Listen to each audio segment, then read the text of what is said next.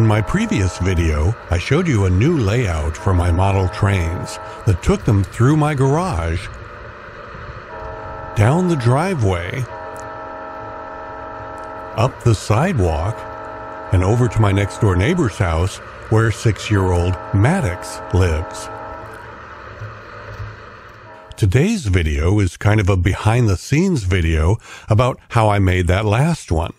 I want to start by showing you the camera setup I used to shoot a lot of that last video at track level.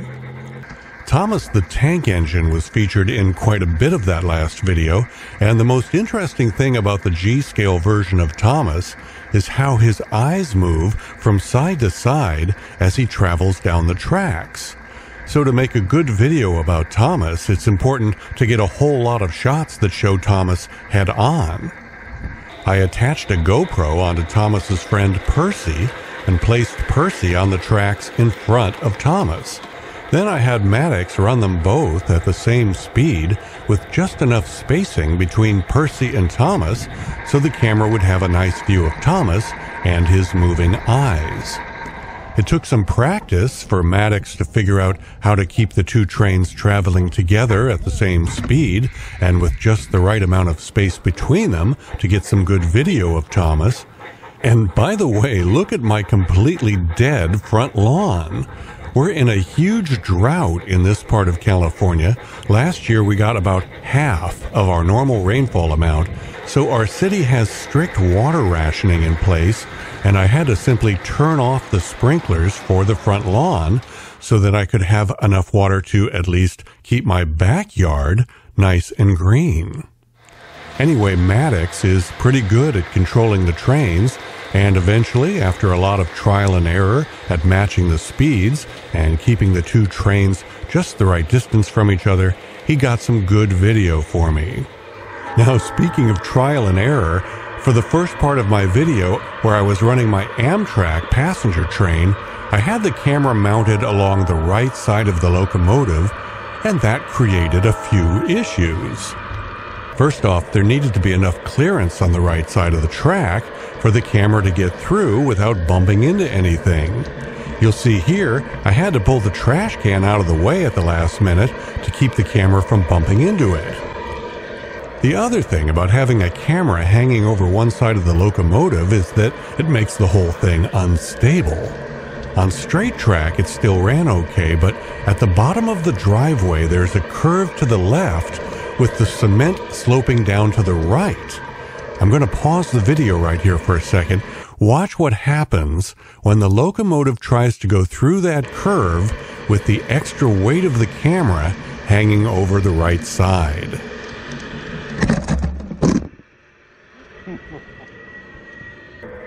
So after that, I made a few adjustments and I got things working so that the locomotive could successfully go down the driveway and make the curve onto the sidewalk.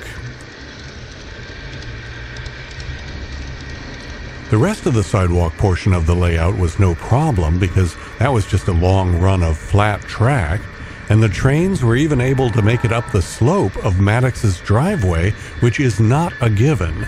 Slopes are hard for model trains. The real tricky part of the layout was the section I had built to get the trains back from Maddox's driveway, around the side of his house, and through the garden in front of my house. Now, some guys probably would have carefully measured the number of inches of clearance they needed and walked down the entire length of the track to make sure there was enough clearance during the entire route. But that's not really my style. I just did a test run and hoped for the best. But that's a risky strategy that can lead to a crash or two, which it did.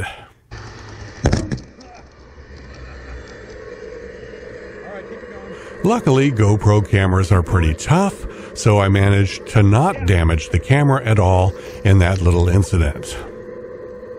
The final incident that occurred, because I didn't check the clearances on the right side of the track, was when the train reached the garden hose, and that impact was severe enough to derail the train, but not enough to cause any damage to the train or the camera.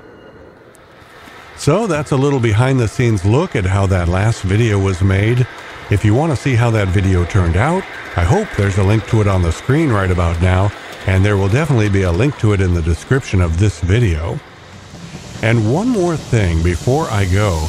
Yesterday, I was up in the Sierra foothills near the southern entrance to Yosemite National Park, and I unexpectedly ran across a little railway called the Yosemite Mountain Sugar Pine Railroad.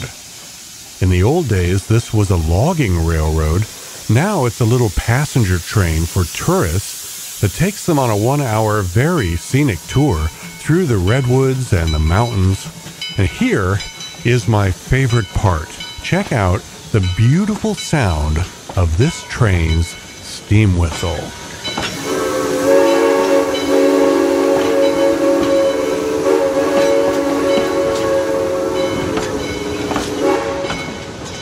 That sound is music to my ears. I'm Jim Zim. I'm crazy about trains and cruise ships. That's pretty much what my YouTube channel is all about these days. Wait until you see my next video. I'm going to show you something I've never shown you before. I think you'll get a real kick out of it. Subscribe to my channel if you haven't done so already so that you don't miss the next video. There should be a link on the screen right about now to another one of my model train videos that I think you'd really like. Just click on it to start it playing. And hey, thanks for watching.